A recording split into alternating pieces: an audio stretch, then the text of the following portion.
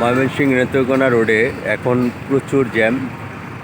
যারা এই রোডে আসবেন তারা অবশ্যই হাতে সময় নিয়ে আসবেন।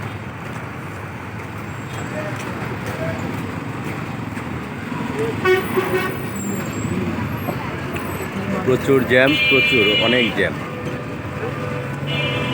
যারা এই রোডে ঢুকবেন অবশ্যই অনেকটা সময় নিয়ে আসবেন।